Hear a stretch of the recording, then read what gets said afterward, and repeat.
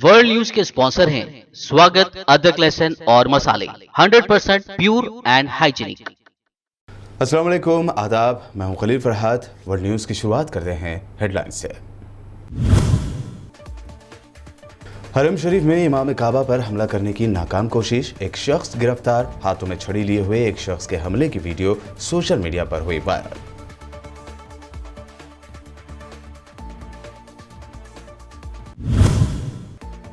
गजा पर हमले में कोई फायदा हाथ ना लगने पर इस्राएली पुलिस ने मस्जिद अक्सा में नमाजियों पर निकाला गुस्सा। मस्जिद अक्सा में जमा हुए फलस्तीनियों पर चलाई रबर की गोलियां और फेंके ग्रेनेड। कई जर्नलिस्ट भी हुए जख्मी। तुर्की के सदर रजब तैयब एर्दोगान का ऐलान, दहशतगर्द रियासत इसराइल के नाजायज क़याम की तारीख और फलस्तीन का नक्शा दुनिया को दिखाते रहेंगे।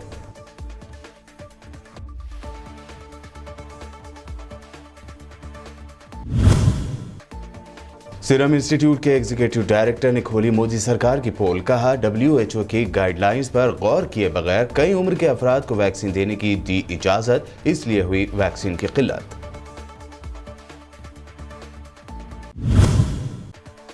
कांग्रेस कायद जयराम रमेश ने मोदी सरकार के दावों को किया बेनकाब। जुलाई के आखिर तक 30 करोड़ शहरियों को वैक्सीन देने का था टारगेट, लेकिन अब तक सिर्फ 4 करोड़ भारतीयों को मिल पाई वैक्सीन। फिर कहा, हमें मगरमच्छ के आंसू नहीं, वैक्सीन चाहिए।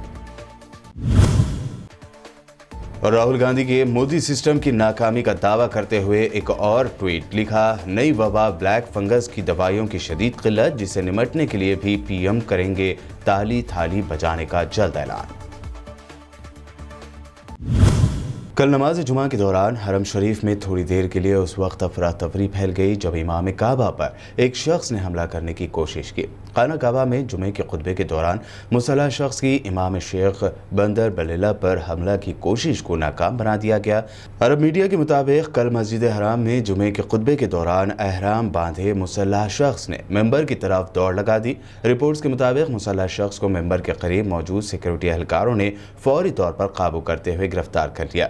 मस्जिद हराम में जिस वक्त हमले की कोशिश की गई उस वक्त इमाम काबा शेख बलेला खुतबा दे रहे थे। दावा किया गया है कि अहराम बांधा शख्स मुसल्ला था, जिसके खिलाफ कानूनी कार्रवाई शुरू कर दी गई है। वीडियो में भी देखा जा सकता है कि मेंबर की तरफ दौड़ लगाने वाले शख्स के पास एक छड़ी है जो उसने पकड़ी हुई है। ताहम मुसल्ला शख्स के हवाले से किसी किस्म की तफसीलात सामने नहीं आ सकी है। अपनी हार से आग बगुला हुए इस्राएली फोर्स को उस वक्त मजीद शर्मिंदगी का सामना करना पड़ा जब हज़ारों फ़लस्तीनी मकबूजा फ़लस्तीन के बैतुल मुक़द्दस शहर में वाक़ मस्जिद अक़सा में इकट्ठा हुए। इस मौके की एक वीडियो मंजर आम पर आई है जिसमें देखा जा सकता है कि फतह याबी के बाद जोश व वलवले से लबरेज फ़लस्तीनियों के मस्जिद अक़सा में दाखिले के मौके पर वहाँ मौजूद इस्राएली फ़ोर्स को खासी खफ़त उठानी पड़ी, जो उनके चेहरों से बखूबी ज़ाहिर हो रही थी। खुशियों से सरशार फ़लस्तीनी नौजवान बुलंद आवाज़ में नारे तकबीर कहते हुए मस्जिद अक़सा में दाखिल हुए। इस मौके पर फ़लस्तीनियों के नारे तकबीर अल्लाहु अकबर से जहां मस्जिद अक़सा की फ़िज़ा गूंज उठी, वहीं इस्राएली फ़ोर्स शर्मिंदगी से दो चार नजर आई। 11 दिनों में गजा पर कई हमले करने के बावजूद इस जंग का कोई नतीजा ना निकलने और गजा के मुसलमानों के जश्न मनाने की खबरों के मुताबिक इस्राएली फोर्स इंतहाई गुस्से में है।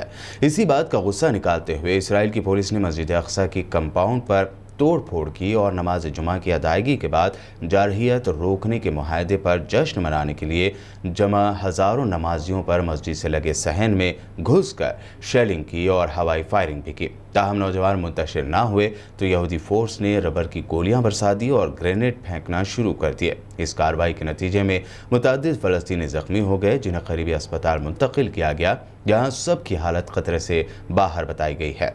सिहोनियों ने वहां मौजूद जर्नलिस्ट पर भी तशद्दुद किया। मस्जिद अक़सा पर सिहोनी दहशतगर्दों की चढ़ाई की वीडियोस सोशल मीडिया पर भी वायरल हो रही है।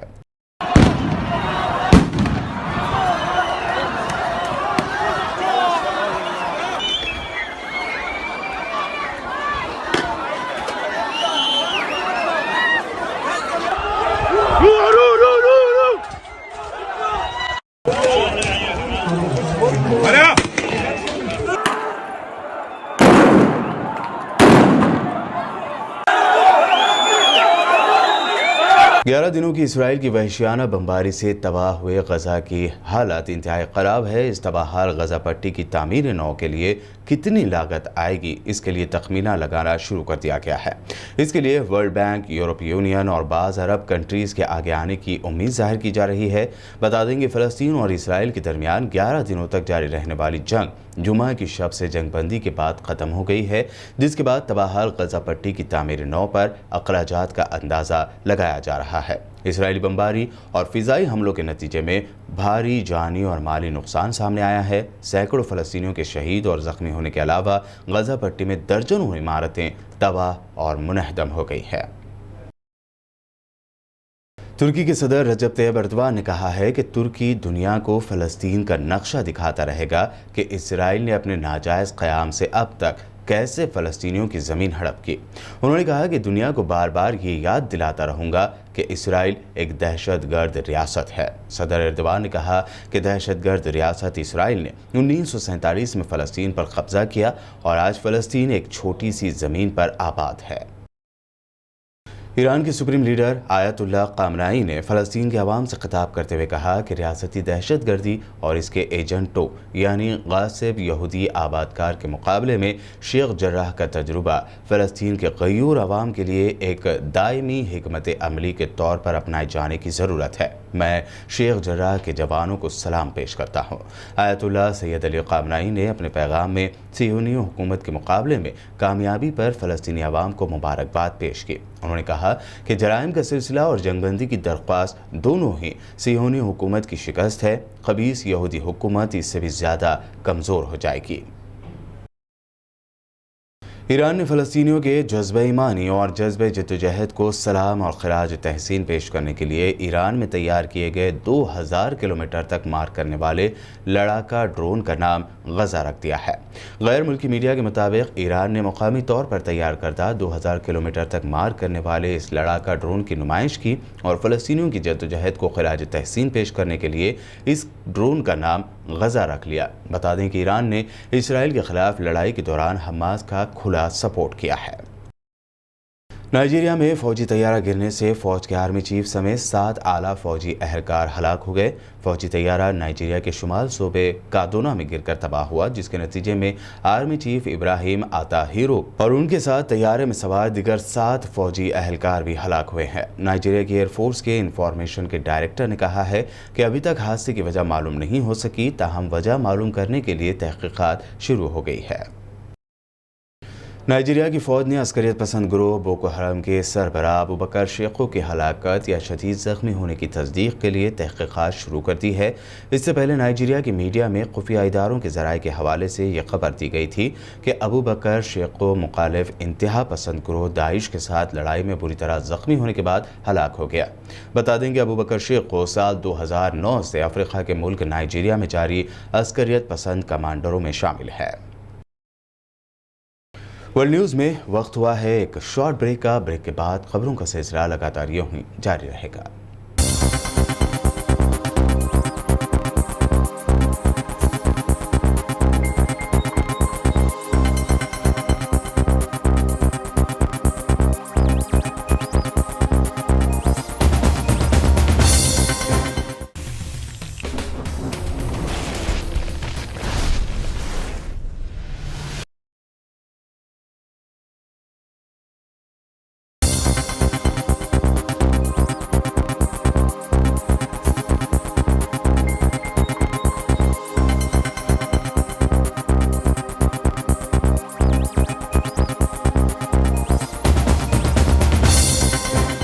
ब्रेक के बाद आपका दोबारा खैर मकदम है। बढ़ते हैं मज़ीद अहम खबरों की जानिब। मुल्क में कोरोना वायरस से बचाव के लिए वैक्सीनेशन मुहिम जारी है। कई रियासतों में वैक्सीन की क़िल्लत की खबरें भी सामने आ रही हैं। इस दरमियान सीरम इंस्टीट्यूट ऑफ इंडिया के एग्जीक्यूटिव डायरेक्टर सुरेश यादव ने कहा कि मोदी सरकार ने वैक्सीन के स्टॉक के बारे में इंफॉर्मेशन न होने के बावजूद और WHO की गाइडलाइंस पर गौर किए बगैर कई उम्र के अफराद को वैक्सीन देने की इजाज़त दी थी। सुरेश यादव ने कहा कि मुल्क को WHO के गाइडलाइंस पर अमल करना चाहिए और इसी के मुताबिक वैक्सीनेशन किया जाना चाहिए। उन्होंने कहा कि शुरुआत में 30 करोड़ लोगों को टीका लगाया जाना था, जिसके लिए 60 करोड़ डोसेस की ज़रूरत थी, लेकिन टारगेट तक पहुंचने से पहले ही हुकूमत ने 45 साल और फिर 18 साल से ऊपर के सभी लोगों को टीका लगाने की इजाज़त दे दी। मोदी सरकार ने ये जानते हुए मंजूरी दे दी कि इतनी वैक्सीन अवेलेबल नहीं है। दिल्ली में कल से 18 साल से ज़्यादा उम्र वालों के लिए वैक्सीन नहीं है। इसको लेकर सीएम केजरीवाल ने हाथ खड़े कर दिया है। दूसरी जानिब उन्होंने मोदी सरकार को कई तजावीज़ दी हैं, जिसमें से एक सभी गैर मुल्की कंपनियों को भारत में वैक्सीन प्रोडक्शन की फौरी इजाज़त देने का मुतालबा भी शामिल है। तीसरा सुझाव, कुछ देश ऐसे हैं, पढ़ने में आ रहा है मीडिया में, कि जिन्होंने ज़रूरत से ज़्यादा वैक्सीन जमा कर रखी है। उनकी जनसंख्या जितनी है उसके हिसाब से उनको जितनी वैक्सीन चाहिए उससे कहीं ज़्यादा वैक्सीन वो स्टोर करके बैठे हैं। उनसे भारत सरकार को वैक्सीन लेने के लिए गुजारिश करनी चाहिए, प्रार्थना करनी चाहिए। और चौथा सुझाव, ये जितने विदेशी कंपनियां वैक्सीन उत्पादक हैं उन्हें भारत में वैक्सीन उत्पादन करने की भी तुरंत अनुमति दी जाए। अंत में मेरा केंद्र सरकार से यही अनुरोध है कि दिल्ली को तुरंत वैक्सीन उपलब्ध करवाई जाए, ताकि हम फिर से वैक्सीन लगाना चालू करें, अपने वैक्सीनेशन सेंटर खोलें और दिल्ली का वैक्सीन का कोटा भी बढ़ाया जाए। कोरोना की इस लहर में सबसे ज़्यादा युवा जिंदगियों का नुकसान हुआ है, युवाओं की मौत हुई है और दिल्ली में इस वक्त युवाओं के कोटे की वैक्सीन ख़त्म हो गई है। फॉर्मर सेंट्रल मिनिस्टर और कांग्रेस के सीनियर लीडर जयराम रमेश ने मुल्क में कोविड वैक्सीनेशन की सुस्त रफ्तारी पर तशवीश जाहिर की है और मरकज़ की मोदी सरकार पर तनकीद की है। उन्होंने ट्वीट करते हुए लिखा है कि हमें वैक्सीन चाहिए, घड़ियाली यानी मगरमच्छ के आंसू नहीं। इसके साथ ही रमेश ने वैक्सीनेशन पर मोदी सरकार के दावों और हकीकत का फ़र्क बताया है। उन्होंने लिखा है कि मोदी सरकार ने 21 जनवरी 2021 को दावा किया था कि मोदी सरकार जुलाई के आखिर तक 30 करोड़ भारतीय शहरियों को पूरे टीके यानी डोसेस देगी, लेकिन हकीकत यह है कि 22 मई 2021 तक यानी आज तक सिर्फ 4.1 करोड़ भारतीयों को हुई वैक्सीन के दोनों डोज मिल पाए हैं। उन्होंने आगे लिखा है कि मोदी सरकार ने 21 मई को दावा किया था कि 2021 के आखिर तक भारत में सभी बालिग यानी एडल्ट अफराद को वैक्सीनेट कर दिया जाएगा, लेकिन हकीकत यह है कि 21 मई को ही मुल्क भर में एक दिन में सिर्फ 14 लाख लोगों को टीके लगाए जा सके। हमें टीके चाहिए, घड़ियाली आंसू नहीं।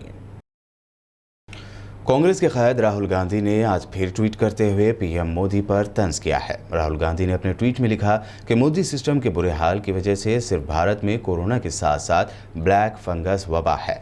वैक्सीन की कमी तो है ही, इस नई वबा की दवा की भी हद से ज़्यादा कमी है। इससे निपटने के लिए पीएम ताली थाली बजाने का ऐलान करते ही होंगे।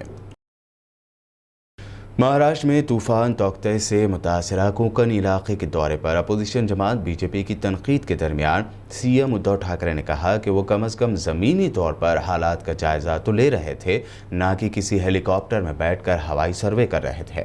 उनकी ये तनकीद पीएम मोदी पर तंज बताई जा रही है, जिन्होंने इस हफ्ते तौकते तूफान के बाद गुजरात में हाल ही में एरियल सर्वे किया था। उद्धव ठाकरे ने कहा कि ठीक है कि मेरा दौरा 4 घंटों का ही था, लेकिन कम से कम मैं ज़मीन पर जाकर हालात का जायज़ा तो ले रहा था, ना कि फ़ोटो खिंचवाने के लिए किसी हेलीकॉप्टर में था। मैं खुद एक फ़ोटोग्राफ़र हूँ। और अब आखिर में हेडलाइंस पर एक और नज़र। हरम शरीफ में इमाम काबा पर हमला करने की नाकाम कोशिश, एक शख्स गिरफ्तार, हाथों में छड़ी लिए हुए एक शख्स के हमले की वीडियो सोशल मीडिया पर हुई वायरल।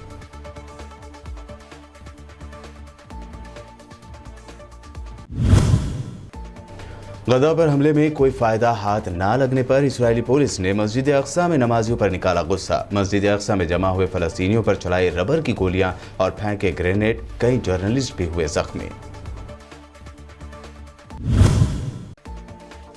तुर्की के सदर रजब तैयब एर्दोगान का ऐलान, दहशतगर्द रियासत इसराइल के नाजायज क़याम की तारीख और फलस्तीन का नक्शा दुनिया को दिखाते रहेंगे।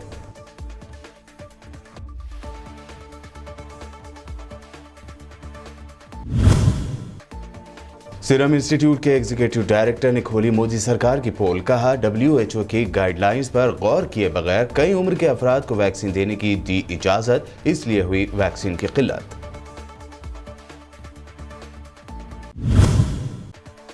कांग्रेस कायद जयराम रमेश ने मोदी सरकार के दावों को किया बेनकाब। जुलाई के आखिर तक 30 करोड़ शहरियों को वैक्सीन देने का था टारगेट, लेकिन अब तक सिर्फ 4 करोड़ भारतीयों को मिल पाई वैक्सीन। फिर कहा, हमें मगरमच्छ के आंसू नहीं, वैक्सीन चाहिए। और राहुल गांधी के मोदी सिस्टम की नाकामी का दावा करते हुए एक और ट्वीट लिखा, नई वबा ब्लैक फंगस की दवाइयों की शदीद किल्लत, जिसे निमटने के लिए भी पीएम करेंगे ताली थाली बजाने का जल्द ऐलान। वर्ल्ड न्यूज में ये थी अब तक की अहम नेशनल और इंटरनेशनल न्यूज। हमारे चैनल को सब्सक्राइब, लाइक और हमारे वीडियोस को शेयर जरूर करें। मज़ीद अपडेट्स के लिए देखते रहिए बीपीएन चैनल।